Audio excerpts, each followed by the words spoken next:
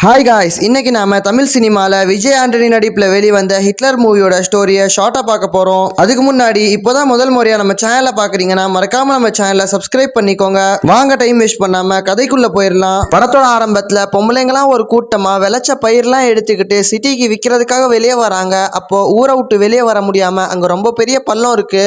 ஆக்சுவலா அங்க வந்து பாலம் வர வேண்டியது, ஆனா பாலம் இல்லாதனால மழை பெஞ்சு ஃபுல்லா தண்ணி நிக்குது. அதை தாண்டி வர முடியுமான்னு சொல்லி ட்ரை பண்றாங்க. அவங்க ட்ரை பண்ணியும் வர முடியாம நிறைய பேர் தண்ணியில முங்கி செத்து போயிடுறாங்க.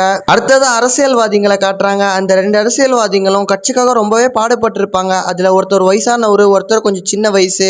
அந்த வயசானவரு சின்ன வயசுக்காரனை பார்த்து, நீ ரொம்ப அநியாயம் பண்றடா, உன் 6 மாசம் எனக்கு உடம்பு சரியில்லைன்னு சொல்லி நான் படுத்துட்டா மக்கள் எல்லாமே கொடுங்கோலன் ஆட்சின்னு சொல்லி பட்டமே சூட்டிட்டாங்க. நான் என்னமோ எனக்கு அப்புறம் நீ தான் சிஎம்மா வரணும்னு சொல்லி நினைச்சிட்டு இருந்தேன். ஆனா நீ என்னடானா இப்படி பண்ணிட்டியடா அப்படின்னு சொல்றாரு. அதுக்கு அவன் வந்து, நான் கண்டிப்பா சிஎம் ஆகி காட்டுவேன், என்னால முடியும், அதை நீ பார்க்க தான் போறேன்னு சொல்லி சவால் விடுறான். அதுக்கு அந்த வயசானவரு, எப்படா நீ சிஎம் ஆவான்னு சொல்லி கேட்கிறாரு. அதுக்கு இவன் வந்து, எவ்வளவு பணம் செலவானாலும் பரவாயில்ல, அதே மாதிரி எத்தனை தலை உருண்டாலும் பரவாயில்ல, நான் சிஎம் ஆயே தீர்வேன்னு சொல்லி சொல்றான். அதே நேரத்துல எலெக்ஷன் கிட்ட வரும்போது எங்கெங்கெல்லாம் பணம் பரிமாறப்படுதோ அந்த பணம் எல்லாம் கை மாறும் போது யாரோ ஒருத்தவங்க சுட்டு கொன்னுட்டு அந்த பணத்தை எல்லாம் எடுத்துட்டு போயிடுறாங்க.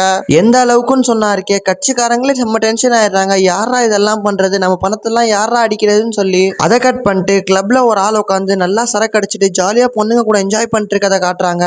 ஆனா கொஞ்ச நேரம் கழிச்சு டைம் 12 உடனே அவன் போயிட்டு மைக் வாங்கி எல்லாமே குடிக்கிறதும் பாட்டியும் நிறுத்திட்டு எல்லாம் வீட்டுக்கு போங்கன்னு சொல்றான். உடனே எல்லாமே, என்ன உனக்கு பைத்தியம் பிடிச்சிருக்கான்னு சொல்லி கேக்குறாங்க. அது மட்டும் இல்லாம அப்போ அங்க கிளப்போட ஓனர் வந்து, யாரா நீங்க வியாபாரத்தை கெடுக்க வந்துட்டியான்னு சொல்லி கேக்குறாரு. உடனே இந்த ஆளு, நான் தான் டிசிபி, நீங்க கிளப் வந்து நியாயமா 12 மணிக்கு மூடி இருக்கணும், 12 ஆச்சு இன்னும் மூடல, நான் என்ன ஃபைன் போடவா இல்ல சீல் வைக்கவான்னு சொல்லி மிரட்டுறாரு. அப்போதான் எல்லாத்துக்குமே அவர் தான் டிஎஸ்பின்னு சொல்லி தெரிய வருது. உடனே அந்த கிளப்புக்காரன் கிட்ட பில் எவ்வளோன்னு சொல்லி கேக்குறாரு. உடனே அவன் 87,000 ரூபாய் ஆச்சுன்னு சொல்றான். அதுக்கு இந்த டிஎஸ்பி வந்து, அதான் உன்னோட ஃபைன், அது நீயே கட்டிடுன்னு சொல்லிட்டு அங்கேருந்து கெத்தா கிளம்பி போயிடுறான். அவர் கிளம்பும் போது அவர் கூட இருந்த கான்ஸ்டபிள் அவர்கிட்ட வந்து, சார் உங்களை சுப்பீரியர் கூப்பிடுறாருன்னு சொல்றான். உடனே இவனும் சரின்னு சொல்லி கிளம்பிடுறான். ஆனா அங்க சுப்பீரியர் கிட்ட போன சுப்பீரியர் இவனை பார்த்து, எத்தனை ரவுண்டு போட்டிருக்க, போதையில இருக்கான்னு சொல்லி கேட்கறான். உடனே அதுக்கு இவன் இல்ல அப்படின்னு சொல்றான். உடனே அந்த சுப்பீரியர், நீ போதையில இல்லன்றத ப்ரூவ் பண்ணுன்னு சொல்லிட்டு ஒரு நாட்டு துப்பாக்கியை டிவியில காட்டி இதை பத்தி எக்ஸ்பிளைன் பண்ணுன்னு சொல்றான். அதுக்கு அந்த டிஎஸ்பி வந்து, இந்த நாட்டு துப்பாக்கி அப்படி இப்படின்னு சொல்லி எக்ஸ்பிளைன் பண்ணிட்டு, இது வந்து நம்ம சென்னையில கிடைக்க சான்ஸே இல்லைன்னு சொல்றான்.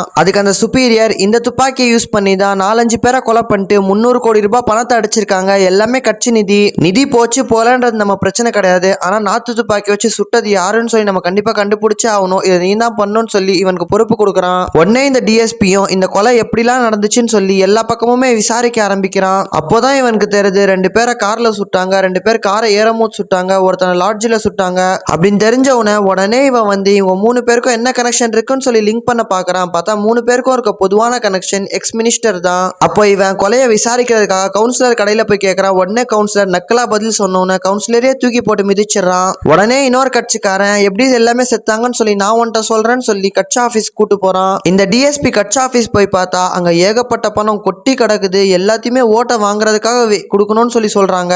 உடனே இவன் எல்லாமே பிளாக் பண்ணி அப்படியே இவங்க எல்லாத்தையுமே அரெஸ்ட் பண்ணிடலாம்னு சொல்லி யோசிக்கிறான். அப்போ அவங்க சுப்பீரியர் கால் பண்ணி, இப்படிலாம் பண்ணாத, உணர்ச்சி வசப்படாத, நீ என்ன வேலையா போனியோ அந்த வேலையை மட்டும் கரெக்டா பார்த்துட்டு வான்னு சொல்றான். உடனே இவனும் நேரா உள்ள போறான். உள்ள போனா அந்த மினிஸ்டரோட தம்பி வந்து இவனை கூப்பிட்டு, டிஎஸ்பி சார், நீங்க தான் எங்களோட பணத்தெல்லாம் காப்பாற்றணும், எல்லாமே வந்து பறி போயிட்டு இருக்கு, யாரோ எங்க ஆளுங்கள்லாம் கொலை பண்ணிட்டு பணத்தெல்லாம் திருடிட்டு போறாங்கன்னு சொல்றான். உடனே அந்த டிஎஸ்பி வந்து மினிஸ்டரோட தம்பி கிட்ட, இந்த 3 பேரும் உங்கள்ட்ட தான் வேலை செஞ்சாங்களா, என்ன வேலை செஞ்சாங்கன்னு சொல்லிலாம் விசாரிக்கிறான். உடனே மினிஸ்டரோட தம்பி வந்து 3 பேர் இல்ல 4 பேர், முந்தானது ட்ரெயின் ஆக்சிடென்ட்ல ஒருத்தன் செத்தாலன்னு சொல்றான். உடனே பிளாஷ்பேக்ல ட்ரெயின் ஆக்சிடென்ட்ல ஒருத்தன் செத்த மாதிரி காட்டுறாங்க. அவனும் எங்க ஆள் தான், அவன் வந்து 120 கோடி எடுத்துட்டு போனா மொத்தமா காணாம போச்சு. அதுவும் இல்லாம இங்க காசு எடுத்துட்டு போறதே ரொம்ப கஷ்டமா இருக்கு, நாங்களே காசு பத்திரமா சேஃபா போய் சேரணும்ன்றதுக்காக ட்ரெயின்ல டிவி டப்பால கொடுத்து அமிச்சோம், ஆனா எல்லாமே பறி போயிடுச்சுன்னு சொல்றான். உடனே இந்த டிஎஸ்பி வந்து, எப்படியாவது நான் அவனை பிடிச்சே தீரணும்னு சொல்லி ஒரு வெறியில இருக்கேன்னு சொல்றான். அதுக்கப்புறம் கட் பண்ணா ஹீரோவை காட்டுறாங்க. நம்ம ஹீரோ ஜாலியான ஒரு பர்சனா கிங்ஸ்லியோட வீட்டுக்கு போயிட்டு, நான் தான் அவன் கூட காலேஜ் படிச்சேன்னு சொல்லி அவனை எப்படியோ நம்ப வச்சு அவன் வீட்டுல இருந்துக்கிறேன்னு சொல்லி பர்மிஷன் வாங்குறாரு. அது மட்டும் இல்லாம, நான் ஒரு பேங்க்ல இன்டர்வியூ போறேன்னு சொல்லி இன்டர்வியூ போய் செலக்ட் ஆயிட்டு ட்ரெயின்ல ஏறதுக்காக படிக்கட்டுல நடந்து போயிட்டு இருக்காரு. அப்போ திடீர்னு ஹீரோயின் வந்து ரொம்ப அர்ஜென்ட்டா வீட்டுல இருந்து கிளம்பி வேக வேகமா வந்து ட்ரெயின்ல ஏற அவசரத்துல ஹீரோவை வந்து அந்த படியில தள்ளி விட்டுறாங்க. ஹீரோவும் 18 படி உருண்டு வந்து கீழே விழுந்து தலையில அடிபட்டுருது.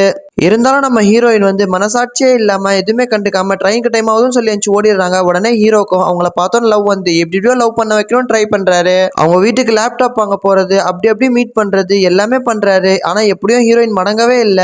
அதே நேரத்துல இங்க போலீஸ்காரங்களும் தேடுறாங்க. ஹீரோவும் ஹீரோயினை இம்ப்ரெஸ் பண்றதுக்காக என்னென்னமோ பண்றாரு. அப்போ ஒரு நாள் ஹீரோயின் வந்து ட்ரெயின்ல ஏறும் போது நான் இந்த ட்ரெயின்ல தான் ஏதாவது ஒரு கம்பார்ட்மெண்ட்ல இருப்பேன், நீ வந்து தாம்பரம்குள்ள என்ன கண்டுபிடிச்சிட்டேன்னா கண்டிப்பா நான் உனக்கு தான் சொல்லி சொல்றா. உடனே நம்ம ஹீரோவும் அவங்களை எப்படியோ தேடி கண்டுபிடிச்சு அவங்கள லவ் பண்ண ஆரம்பிச்சிடணும்னு சொல்லி அவங்களை தேட ஆரம்பிக்கிறாரு. ஆனா அதே நேரத்துல இன்னைக்கு இன்னும் கொஞ்சம் பணத்தை ரிலீஸ் பண்ணிருக்காங்க. என்னன்னு சொன்னாருக்கே, திருட வரவன் எப்படி திருட வரான்னு சொல்லி டிஎஸ்பி அங்க நின்று வாட்ச் பண்ணிட்டு இருக்காரு. ஆனா ஹீரோ திடீர்னு சொல்லி அந்த கம்பார்ட்மெண்ட் குள்ள போனோன்னு சண்டை நடக்குது. ஆனா டிஎஸ்பிக்கு எதுவுமே தெரியல. டிஎஸ்பி எல்லாம் தள்ளுங்க தள்ளுங்கன்னு சொன்னாலும் யாரும் தள்ள மாட்டேங்கிறாங்க. உடனே அடுத்த ஸ்டேஷன்ல டிஎஸ்பி கீழே இறங்கி கம்பார்ட்மெண்ட்ல போய் பாக்குறாரு. பார்த்தா பணத்துக்கு பாதுகாப்பா இருந்த 3 பேத்தையும் நல்லா அடிச்சு போட்டு யாரோ பணத்தை தூக்கிட்டு போயிருக்காங்க. உடனே டிஎஸ்பி வந்து பணத்தை கண்டுபிடிக்கணும்னு சொல்லி இன்ட்ரெஸ்டா பார்த்துட்டு இருக்கும் போது நம்ம ஹீரோவும் ஹீரோயினை கண்டுபிடிச்சு லவ் சொல்லிடுறாரு. அவங்க 2 பேரும் கரெக்டா லவ் பண்ண ஆரம்பிக்கும் போது ஒருத்தன் கன் எடுத்து நம்ம ஹீரோவை சுட்டுறான். ஹீரோவும் மைக்க கீழே உந்துறாரு. உடனே டிஎஸ்பி மினிஸ்டரோட தம்பி கிட்ட போய் என்ன கேம் விளையாடுறீங்களா, உன் ஆள் வந்து யாரையோ ஒருத்தன் சுட்டுட்டான் அப்படின்னு சொல்றாரு. அதுக்கு அந்த சுட்டவன் நான் யாரோ ஒருத்தவன்லாம் சுடல, அவன் தான் நம்ம பணத்தை எடுத்தான்னு சொல்லி கன்ஃபார்மா சொல்றான். இருந்தாலும் நம்ம டிஎஸ்பிக்கு கொஞ்சம் நம்பிக்கை வரல. அதுக்கப்புறம் சரி எப்படியாவது விசாரிச்சு கண்டுபிடிக்கணும்னு சொல்லி எந்தெந்த வகையிலயும் போய் விசாரிச்சு பாக்குறாரு. ஆனா எந்த வகையிலயும் அவருக்கு செட் ஆகல. உடனே பேக்ரவுண்ட் எல்லாம் செக் பண்ணா ஹீரோவோட பேக்ரவுண்ட் கிளியரா இருக்கு. ஆனா ஹீரோயினோட அப்பா வந்து ஆக்சிடென்ட்ல செத்தாருன்னு சொல்லி இருக்கு. ஆனா அது ஆக்சிடென்ட் கிடையாது, யாரோ ஒருத்தவங்க கொலை பண்ணிருக்காங்க. அது எதுக்காகன்னு சொல்லி நம்ம டிஎஸ்பி விசாரிக்கும் போது தான் தெரியுது ஹீரோவோட பழைய கேஸ விளையாடினது அவங்க அப்பா தான். உடனே நம்ம டிஎஸ்பி ஹீரோயினை கூப்பிட்டு எல்லா விஷயமும் சொல்லிடுறாரு. ஹீரோயினும் எப்படி உண்மை வர வைக்கணும்னு சொல்லி அப்படியே ரொமான்டிக்கா போய் ரொமான்ஸ் பண்ணி உண்மையை வர வைக்க பாக்குறாங்க. ஆனா ஹீரோ வந்து ஹீரோயின் எடுத்துட்டு போன மைக்கை கண்டுபிடிச்சு ஹலோ ஹலோ மைக் செக்னு சொல்லி பண்றான். உடனே நம்ம டிஎஸ்பிக்கு செம்ம கடுப்பாயிருது. அப்போ கரெக்டா மினிஸ்டரோட ஆளுங்கெல்லாம் இவன் தான் திருடன், இவன் எப்படியாவது பிடிச்சிட்டு போகணும்னு சொல்லி அவங்க வீட்டுக்கு வராங்க. அப்போ பயங்கரமா ஹீரோ ஃபைட் பண்றாரு. ஃபைட்லாம் பண்ணி முடிச்சுட்டு நம்ம ஹீரோ கீழே வரும்போது டிஎஸ்பி வந்து ஹீரோ அரெஸ்ட் பண்ணி போலீஸ் ஸ்டேஷன் கூட்டு போயிடுறாரு. ஆனா இந்த மினிஸ்டரோட ஆளுங்க நம்ம காலி கையோட போனா அண்ணன் அடிப்பாருன்னு சொல்லி இந்த பொண்ணை தூக்கிட்டு போயிடுறாங்க. போலீஸ்காரங்களாம் நம்ம ஹீரோவை போட்டு செம்மடியா அடிச்சு விசாரிப்பாங்க. ஆனா எந்த உண்மையும் வாயை திறக்கவே மாட்டான். அதுக்கப்புறம் கொஞ்ச நேரம் கழிச்சு மினிஸ்டர் வந்து கால் பண்ணுவாரு. இந்த மாதிரி அந்த பொண்ணு என்கிட்ட தான் இருக்கு, நீ அவனை என்கிட்ட கொடுத்துட்டு பொண்ணை கூட்டு போன்னு சொல்லுவாரு. உடனே ஹீரோவும் சரி நான் போறேன், அந்த பொண்ணை எப்படியாவது காப்பாற்றணும்னு சொல்லி போயிடுவாரு. நம்ம டிஎஸ்பி ஹீரோவை கூட்டு போய் அவங்கள்ட்ட கொடுத்துட்டு பொண்ணை வாங்கிட்டு வரலாம்னு சொல்லி பார்க்கும் போது பொண்ணு வந்து சீக்கிரம் வீட்டுக்கு போங்கன்னு சொல்லும். அப்போ அந்த டிஎஸ்பி வந்து நீ கவலைப்படாதம்மா, அவன் பக்கம் ஏதோ ஒரு நியாயம் இருக்கு, அதனால தான் அவன் பண்றான், அவன் சும்மாலாம் இந்த திருட்டு வேலை பண்ணலன்னு சொல்லி சொல்றாரு. அதே நேரத்துல உள்ள மினிஸ்டரோட ஆளுங்கெல்லாம் ஹீரோவை போட்டு பயங்கரமா அடிச்சு காசுங்கன்னு சொல்லி கேட்கறாங்க. அப்போ ஹீரோ அந்த காசெல்லாம் செலவாயிடுச்சு, காசு எதுவுமே மிச்சம் இல்லைன்னு சொல்லி சொல்றாரு. உடனே அதை கேட்டு ரொம்பவே கடுப்பாயிட்டு இன்னும் அடிக்கிறாங்க.